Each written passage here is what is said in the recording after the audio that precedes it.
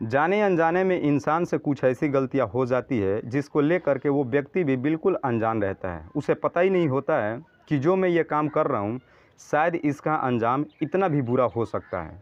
लेकिन जब इसका रिजल्ट सामने आता है तो व्यक्ति भी चौंक जाता है कि ये मैंने क्या कर दिया है। आज की भी घटना में जाने ही अनजाने में कुछ ऐसी गलतियां होती है जिसकी वजह से दो लोगों की ज़िंदगियां हमेशा हमेशा के लिए बर्बाद हो जाती हैं।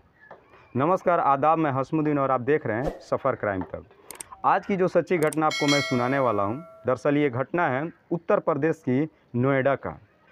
5 जुलाई 2021 को एक बच्ची जो 8वीं क्लास की छात्र होती है, जिसकी उम्र 14 साल होती है, हर रोज़ की तरह सुबह में बिल्कुल ठीक उठती है, नहाती है, धोती है, फ्रेश होती है और उसके बाद नाश्ते करती है। लेकिन नाश्ते करने के बाद अचानक उसके पेट में दर्द होना शुरू हो जाता है।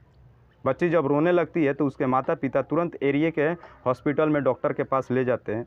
डॉक्टर जब इस बच्ची का इलाज करते हैं तो डॉक्टर भी उस बच्ची को देख करके एकदम से चौंक जाते हैं। दरअसल वो बच्ची 3 महीने की गर्भवती थी। जब डॉक्टर इसके बारे में उसके माता पिता से पूछताछ करते हैं तो ये बातें सुन के उसके माता पिता के जैसे पैरों तले ज़मीन खिसक जाती है। उन्हें यकीन ही नहीं होता है कि डॉक्टर क्या कह रहे हैं।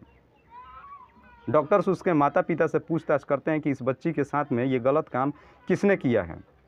ये बातें सुन करके माता पिता के रो रो करके बुरा हाल हो जाता है, क्योंकि इसके बारे में उनको कुछ भी नहीं पता था और उस बच्ची ने भी अपने माता पिता से इसके बारे में कुछ भी नहीं बताया था।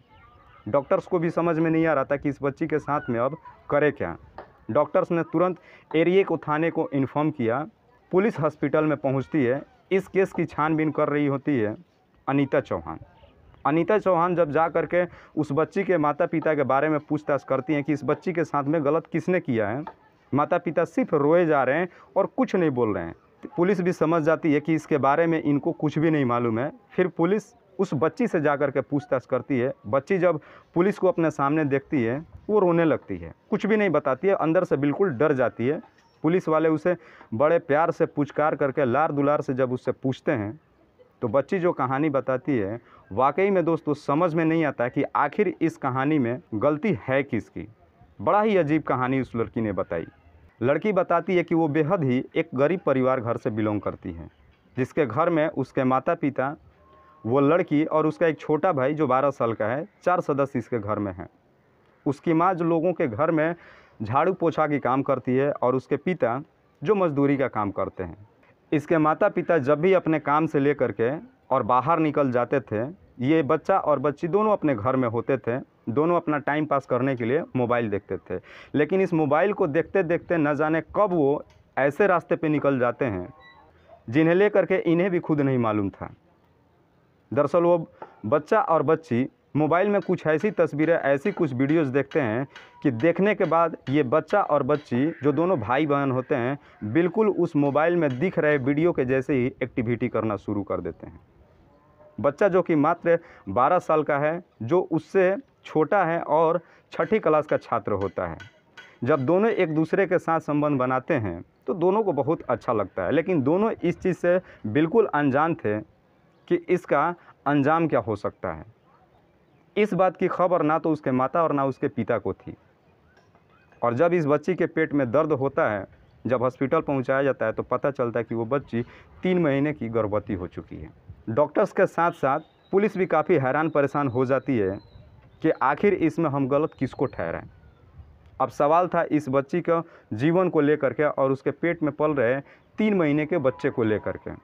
परिवार के साथ साथ पुलिस इस मसले को लेकर के हल करती है कि इस बच्चे को इस दुनिया में लाया जाए या फिर नहीं लाया जाए, क्योंकि इस मसले का हल बहुत जल्द से जल्द निकालना था। क्योंकि 1 महीना अगर और समय बीत जाता तो शायद उस बच्चे को बाहर लाना मजबूरी हो जाता, क्योंकि उसके बाद अगर इस बच्ची का गर्भपात किया जाता तो शायद उस बच्ची के जान के भी खतरा हो सकता था। पुलिस ने तुरंत इसकी इन्फॉर्मेशन CWC को दिया, चाइल्ड वेलफेयर कमेटी को। चाइल्ड वेलफेयर कमेटी के अकॉर्डिंग कोर्ट में अर्जी दी जाती है और कोर्ट से इजाज़त ले करके और इस बच्ची का गर्भपात किया जाता है।